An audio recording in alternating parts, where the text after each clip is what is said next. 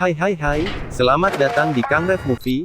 Di video kali ini kita akan membahas tentang drama asal Korea yang berjudul Squid Game.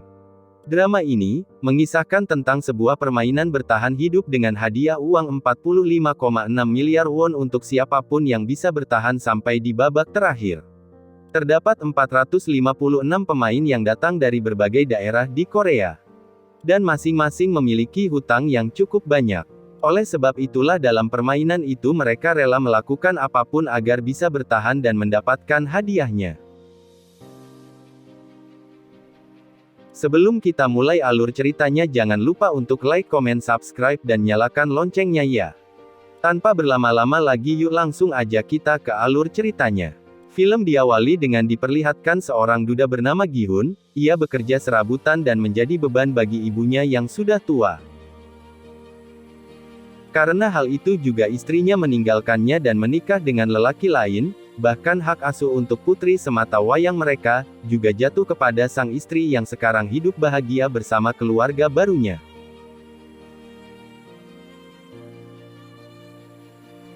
Dengan semua kesialan dalam hidupnya Gi-hun mencoba menjadi ayah yang baik di hari ulang tahun putrinya. Ia nekat mengambil uang ibunya untuk dilipat gandakan dalam sebuah perjudian. Beruntungnya, ia berhasil memenangkan perjudian itu dan mendapatkan uang yang cukup banyak. Namun begitu keluar dari arena perjudian, ia langsung dikejar oleh para rentenir yang ingin menagih hutang pada Gi-hun. Melihat segerombolan rentenir itu ia segera kabur untuk menyelamatkan uang-uangnya, namun sayangnya ia tetap tertangkap. Ia mencoba bernegosiasi dan akan membayar separuh hutangnya dengan hasil kemenangannya hari ini. Namun saat ia memeriksa uangnya, ternyata semua uangnya telah hilang. Tadi saat proses pengejaran sebelumnya ia sempat menabrak seorang gadis, yang ternyata gadis itu telah mencuri semua uangnya.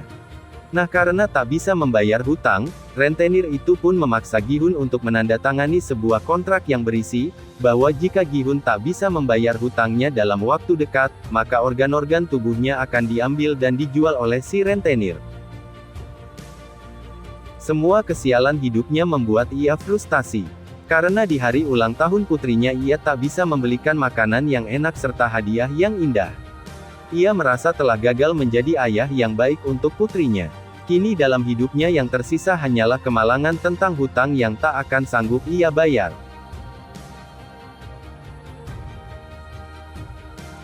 Di tengah keputusasaan, Gi-hun pun mendapatkan secercah harapan saat itu seorang pemuda memberikannya sebuah tiket ke dalam sebuah permainan.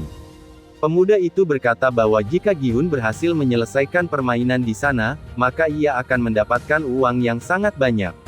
Mendengar hal itu Gi-hun pun langsung tertarik dan mengikuti apa kata pemuda tersebut.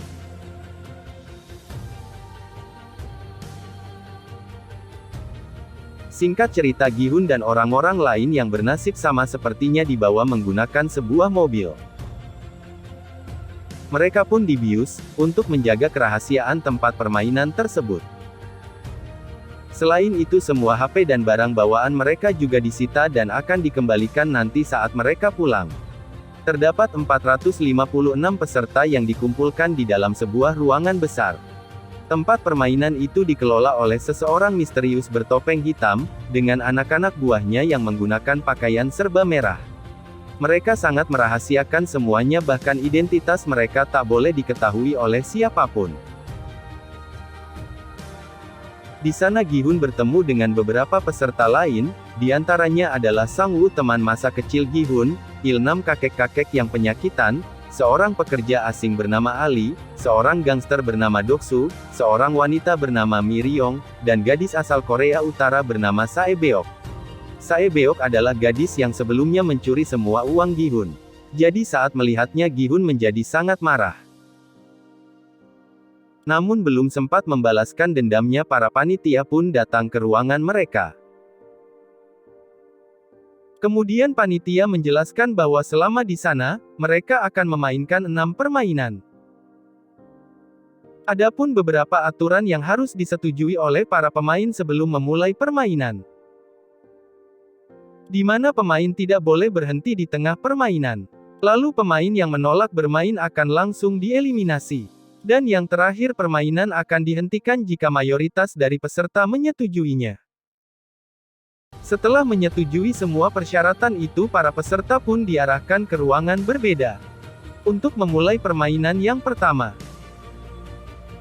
Permainan pertama yang akan mereka main adalah lampu merah lampu hijau. Terdapat sebuah robot raksasa di ujung ruangan, yang akan bertugas sebagai penjaga.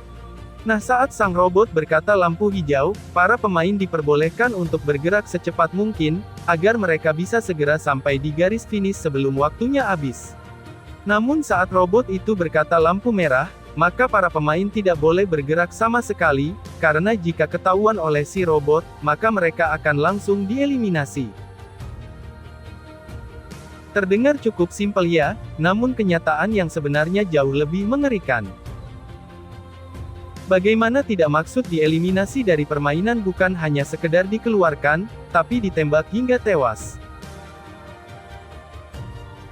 Peluru datang dari berbagai sudut. Semuanya telah diatur agar langsung menembak siapapun yang bergerak selama lampu merah. Karena hal itu, para peserta pun terkejut, dan mulai berhamburan di arena permainan. Sayangnya tindakan itu bukannya membantu mereka, melainkan membuat mereka semua mati sia-sia. Gi-hun dan beberapa pemain yang tersisa, terpaksa harus terus menyelesaikan permainan, meskipun mereka harus melihat ratusan mayat, yang tergeletak tak terurus di sekitar mereka. Mereka harus tetap berkonsentrasi, agar bisa segera sampai di garis finish dengan aman, dan tidak kehabisan waktu.